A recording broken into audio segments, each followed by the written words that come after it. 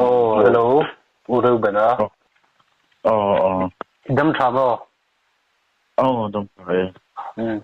Hey, cái channel sẽ về tới trong hiện comment section là mà cùng tụi tên nó nấu request về nó là mình rồi mà chun doctor rồi cái này chun tập mẹo in à. Lúc đó thì thấy à chun in lúc bữa in hiel mấy thấy à rồi cái tất em thấy à anh in công việc point thằng ông dọc view dọc à mà thế kun cái này lâu trang bộ in dọc mà phục mèo à Hale. interview em pon chung lo wa thil poi mo chi khane pakhat na chuan en tiang re nge repi la chun zom zeli tum Ya se la le ta pani thum ta chu la siam chu ka tum do tum ani le patni na kai ngal me o nung ni tu rep su tu ta jinga min ni ta mana to khani hai criteria lo bang dai to in lo advance to ta tu lai lo tui thar lo thang thar te tan hian nge cha du nei ma so nan rep ma so nan hian cha du in nei tiam hom chu ka tu lai tar ho cha pet bai em han pe ti tu ang ti chun ma se pui mo ti me chu mo pe pa chun midang style anga ajini ang do beret kerka angai lo tiam matam lu tu ka tu no hai hian mo ma ni style create tiam le engin yang an lo hi hun te man mo lo apoi mo ti na record tiam mo dinan ei kan hun lai nila mana ka chuan hei ba siam mila te kan te chun jana kan music te kan siama zan khat kan jana te kan zia ka chuna te kan zuk record ngal tin kan hei ka tiang kha anwa du khop lo le kha ol ka na te lo rei do dai tur ni wang kan mo pan mo lo train ka sir adi khop ei attention seek sim attention du wang sim mi vadis vak mi ta le no we can start page on do aya kalthi te olamo hi thalo ti ga chon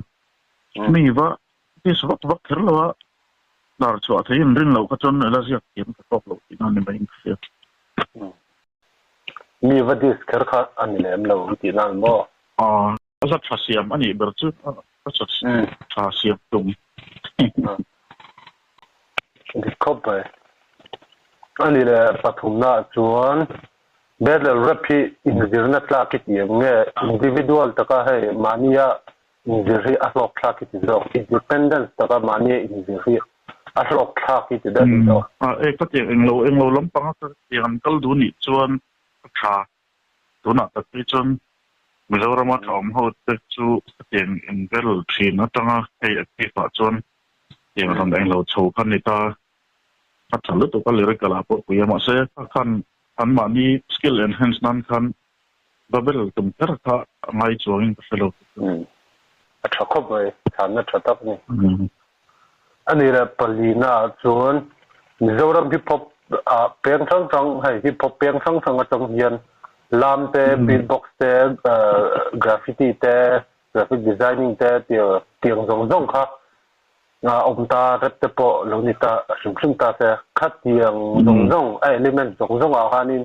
nghe dừng nước lạc thì bé ray phiệt hẳn thì đón tắc đây là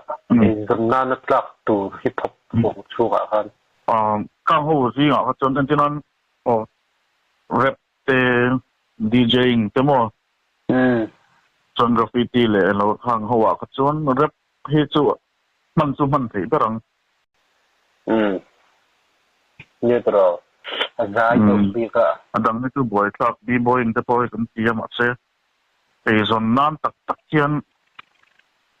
atlak lo chứ hẳn thì đó là cái cái sợi sol mấy thế anh chị nan youth olympic sa thế anh lo olympic sa thế lo pom to tamo mà sẽ anol puya tirchon thì zon atlak ber chu rep itu ni rin khop bai anh ấy là bằng anh là lút liền hàng mèo mình giờ đó bà hay recording studio lo về nuôi tổ ta ta phâu te tiếng nắm bụi native tắc tắc cái dạng tiếng hậu hay dần million studio bằng gì tên anh này ta tiếng million studio à cho nên rapper voice hay anh mixing chúng nó miệng anh ấy tụi thằng khắp in anh ấy beat thì mấy ông khát tiếng à han mình giờ đó mà hình million studio ông thì ông về ta sẽ rapper le rapper sau le studio này tụi thằng cần rock bụi về nghe nghe gì á tụi nó anh chỉ đàn hiện at thật thấu mấy mình giờ đó cho nó talk lết ít điểm như này đàn chân lắc này nó có tí chứ mà thì kami voice and lawa hian thì microphone man te inia lo in thawa rapper te lo ni kan ni ta kan thil so ya kami nan kiat lo nei noi kha chon ziom em lo ta mi nan ngai thak that pe nan ka chon tlema han fel fai ve de kha ngai ga se chu hi ka record to ho fel fai ka hi wang ni lo in hei a fel fai lo wang zo ka thì các sự chọn những cái phía mà để anh tiên anh recording ta cần này ta đôi khi sẽ ta có record tu ta nắm lâu rem rồi lệ xí lâu ăn anh lâu đủ nhị thấy xuân thì các hay ở phía thôi hay clear get hello anh em em tu get hello các ông xin ta看这个 film 过来那个节目真ไม่มันพอที่ลูกจงไอ้ครบไหมอันที่นั้นรักกันง่ายค่ะรอนรีเฟียชารอนเสียทักกับที่จูง่ายค่ะกันหนุ่มดีกันนี่เราจนอันที่เดียวน้อยที่จูง่ายค่ะตัดสีอมโลตัวเดียวอินจิเนียร์ลำตองซ้ำอินจิเนียร์ลำตองเข้าตัวปนจนหนูลาเสร็จแล้วเดี๋ยวนี่นะอันนี้แหละปรุกหน้ากันเลยกันไม่เลยรับเพียบมิเจ้าต้องอติเขาใจอีเดียมเงี้ยอติเขาสักโลชวนอติเขาสักอติเขาสักโลชวนอติเขาสักดานตัวเนี่ยยังไงอีเสียดานยังหันถึงไทยเงินรับตัวนั้นยังรับมิวสิกที่อติเขาสักไทยเดี๋ยวพอนิสกไม่ไทยแล้วนะโมมันจูอย่างนี้บอกให้อันเอ็กซ์เพร์เมนต์คอลไปตาตัวนั้นเลยที่ตัวเดียวเขาเฮียนที่เฮียนกันทุกมันดันตั้มตักที่มากันมันเลยที่กันเช่นไงเราจะเข้าในเรื่องเดี๋ยวอันนั้นจะช่วยสาร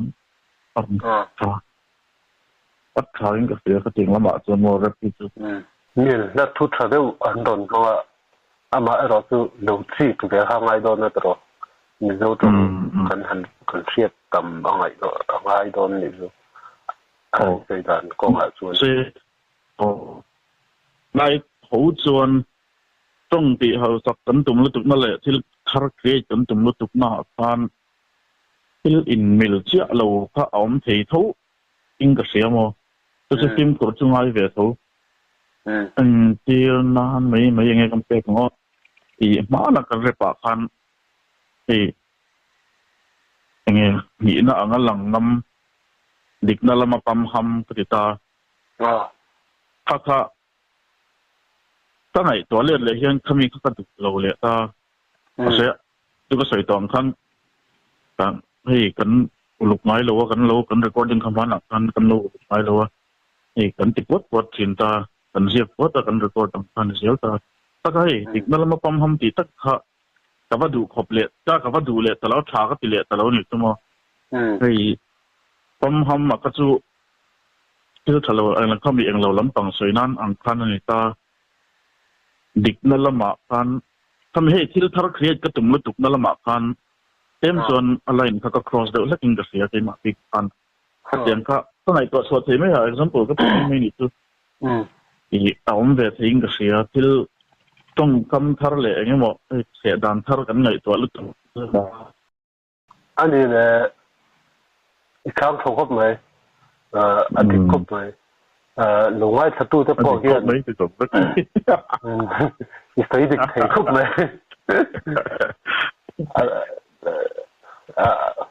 ส่วนสุดตัวเต้นเราเนี่ย experience เราหงาต่อบอกว่าอาจารย์จู่ pasari na ka zot nung se hi rapper dang ka zot nuol to hip hop le rap hi adang lam na ti hi chiang tak ka hi kala sai lawa chiang do se hi nang ma tang sia tang tak ta ni ka chiang do wa min sil thei chun lo bom via ka thì cho hip hop culture ang han kan nai ta chuan tha elements ho kha chuan b-boying te graffiti te DJing le the MC kami rap kan ti ta kha lo ni ka mai ta hip hop music ta chu tai la chuan i rap lampang chu kan ngai to hal akok do hal mai a asa hip hop kan ti ngot ta kha chuan b-boying te ka hip hop ani rap to ta tiang khan mo rap music ka chu music pan mai ta music te mai la kami una ka theng lo kan thatiam be kang ai sei fia thabi kop mai ani la pariat na kan le ma lango zo tong rap hian kan thu thuk mang hi hei nam pui ho nen han te king chuan a harmonic lo de u riat na in nei ve nam english a kan rap chuan ani dan turang thap anga lang mo hei a thuk vela english chuan english rap chuan nal ta kan che zo kan rap hian hei a feeling si dang dei ta ni kha nge nge dan ning ti nual thei phain a chen hi a ti nual thei phangem a difference in an lo na chuan rin dan mai chuan the music man hi te po hi ni ve pakhatanga ei sapo rap kan ngai kha sapo ti melo I kan ngai khan san tar ni ta pa ho de pe chu ei boom bap music ang de tanan alo ni de porta chuan kan an hei khami okayenge khatiang arem tik te bang mo kan an rap kher lo ta an mani du dan te kan okay hiam rapper kan adu dan kan ni chu achanin okay hiam achanin okay sang non rap top ta ka kan ngai khak tamani wang kan in pe ta mi zowa hi chon kan music hi plem kan lo melodic te hi lo tam zok ta an ka hi sang de a music a kimil de rewa rap kher te kan no tum chin ang pui ta tai tak tam hawa chuan thì tôi vẫn chưa hay in mẹ là vắng lần tức hay là ông xin rất sàn béo cái rồi khami music thì mình cái rồi hắn thì bắc cái rồi khá mai liếm lâu cái chôn mà để cần hay rap music cần lâu feel china sao rap cái cần mai cái nó sẽ ta các con sao rap tu cần ngày khác tấm đơn ta cần nó tầm thế cần ngày khác cần ta ani le top berna tuna top berna kaya ko pakwana top berdan chuan repi en tiang lo tui chhota ngai nia doctor ni chung si hian engting nge rep lo lu tran dan I doctor kanianga karab bokang tin emin life lo nei nge engtin nge han sei phi ke tlai ha kan cheta khop mai I repi ka tui nam sa ni wang khan anh chị nói một rõ các tiếng kha phán lại rồi lار vắt thì mấy là Eminem te chân Tupac te Bon thật chân harmony te kan ngai kan sata ira khan tiếng khan kan du so kan ap te ko na nei ta chuan lak ril te ben lak ni mole de nuwa kan te nas te rakim uteng ti vel so big fun te kan ngai kale ta tiếng han hei kan kal thuk to te mai ang ei a skill chon kan tha ko ti kerlo ma se kan ngai kana sa to lu tu ha ei engam profession po lo nei tai la khami kan tuina kha chu re chuang lo kita ka sir lai pon MBBS ka sir lai po kan e rapper nge health set thal te kan nei no la te an kan perform tu te kan hei eng mani hei eng mo ka tiang ang lam panga te tur kan ini community yang ang ben semua ingin music video ang kan ciam lem lo ni